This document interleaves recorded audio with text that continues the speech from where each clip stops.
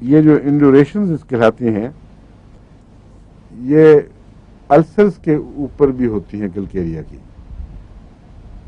Ulcers ناسور کئی قسم کے سوراخ والے زخم، وہ صاف بھی ہوتے ہیں، کنارے پتلے کے نارمل کناروں والے بھی ہوتے ہیں. بعض ایسے ہوتے ہیں جن کے کنارے اٹھ جاتے ہیں اور موٹے سے ہو جاتے ہیں اور ان میں سختی آ جاتی ہے، جیسے ایک پوری ٹیوب، پلاسٹک کی ٹیوب بن رہی ہو. یہ کلکیریا یاد کراتی ہے. اگر یہ ہو اور اس کو کلکیریا نہ دی جائے تو بعید نہیں کہ وہ السر کینسر بن جائے. اس لیے اس موقع پر کلکیریا کا یاد رکھنا بڑا ضروری ہے.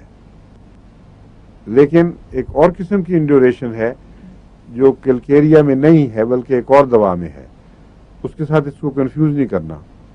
وہ ہے نائٹرک ایسڈ. نائٹرک ایسڈ میں بھی انڈیوریشن ہوتی ہے لیکن اس کے کنارے کٹے پھٹے ہو جاتے ہیں، یعنی السر کا منہ کہیں کہیں سے بھدے طریق پر موٹا ہو جائے گا لیکن گول واضح شکل میں نہیں رہے گا بلکہ کٹاؤ آ جاتا ہے اس میں، اور اس کے موقع جو ہیں وہ بھی اسی بدصورت طریق پر مختلف طرح سے سر نکالنے کی کوشش کرتے ہیں. تو یہ اس کی علامت ہے نائٹرک ایسڈ کی ہے، کلکیریا کی نہیں. کلکیریا کے السر موٹے ہوں گے، انڈیوریٹ ہوں گے، مگر ان کی شکل، ان کے دائرے اپنی وضع نہیں چھوڑیں گے، وہ اپنی اسی شکل پہ قائم رہتے ہیں.